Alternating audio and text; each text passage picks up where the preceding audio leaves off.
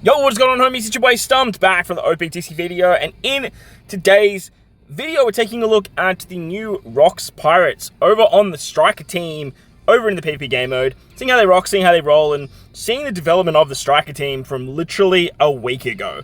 Obviously, with the release of Saturn and Bonnie, we were starting to see a little bit of a spike in the Striker stocks, but with the release of Roger Relic and the Rocks Pirates, Olin, Whitebeard, and Shiki, Strikers are now a prominent force that can get it done over in PvP. So we're going to take us on to the challenge fights. I'm going to use an array of different PvP characters over here on the Striker team, because look, Strikers just have so many options now. Very similar to like Int and Shooters, Strikers just have like a bunch of different characters that can work well in the front lines, work well on the bench.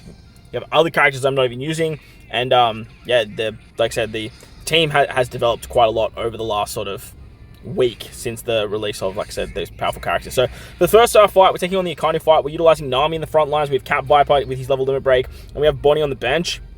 Bonnie could definitely work in the front lines, but I figured with Cat Viper and his like level 2 cooldowns, it does help a little bit.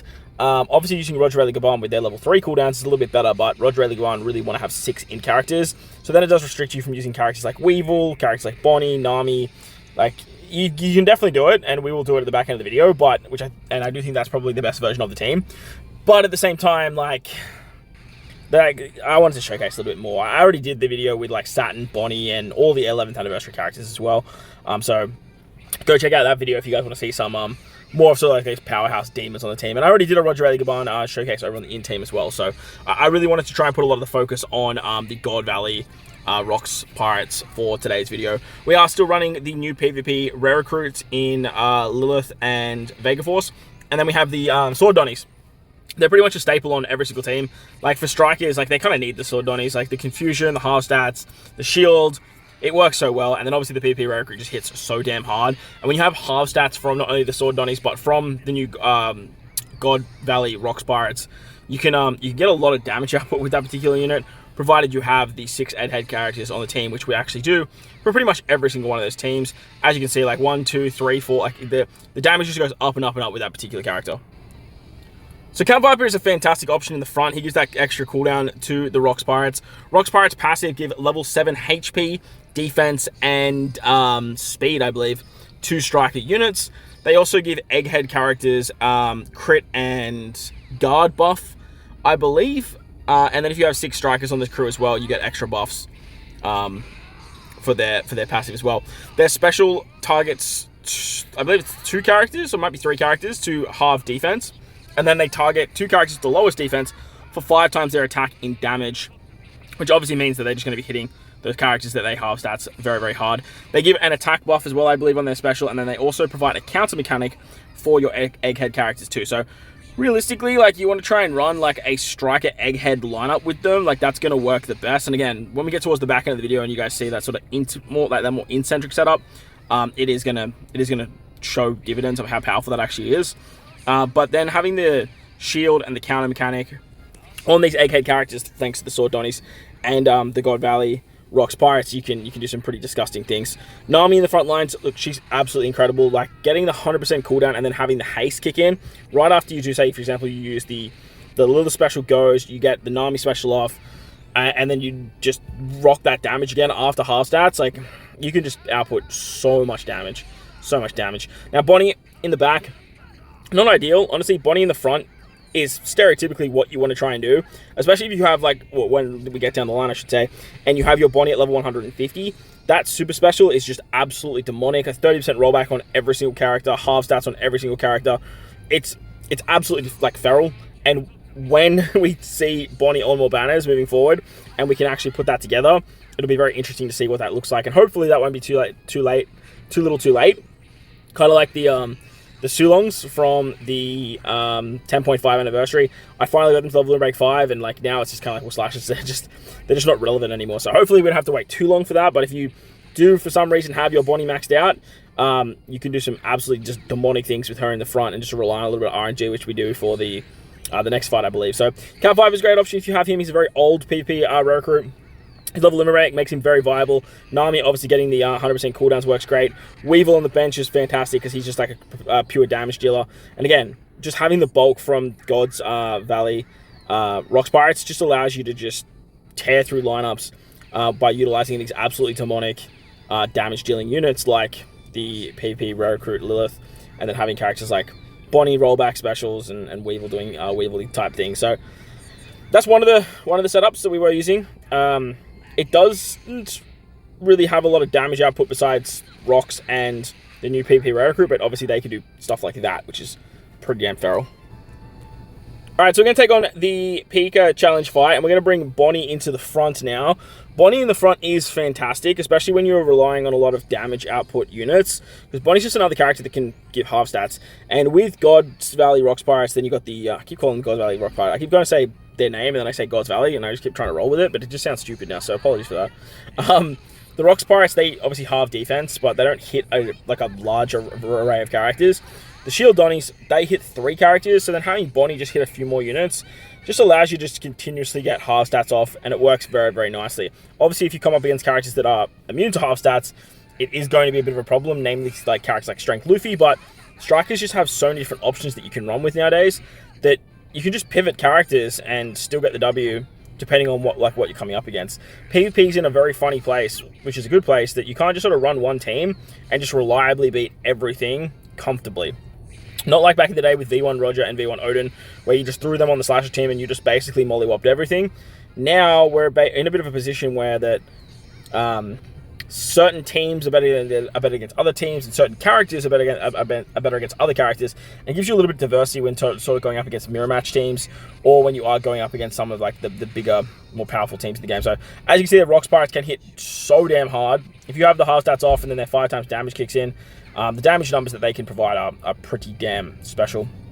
And then obviously having Lilith and Vega Force just go crazy after that is very, very nice as well. I believe we actually take the Big Mom Katakuri super special here, and we still managed to get the chocolates, which is kind of crazy. Oh no, we got rid of it. Cool.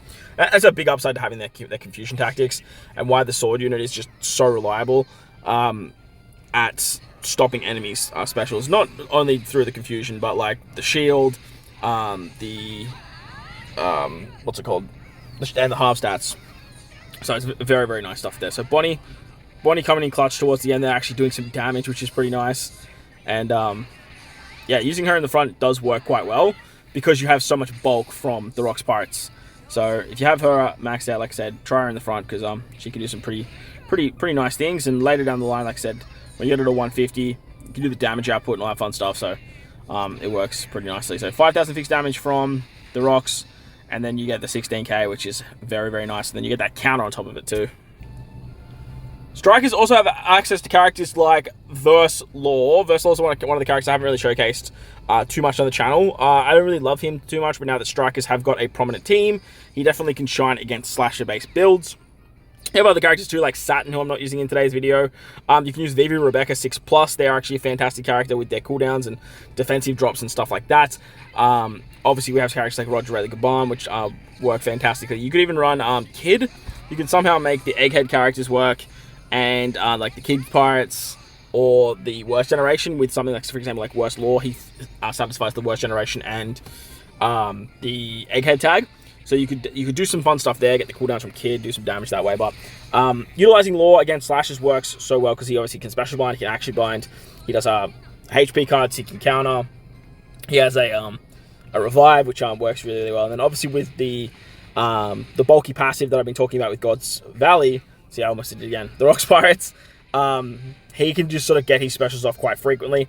Nami can get the 100% cooldowns for him, and then he can just continuously action bind, special bind, and all that fun stuff too. And basically just stop Slashers from doing anything that they need to do. This particular fight, I was trying some different options. And before I was like, hey, we'll just like include Law in the showcase as well.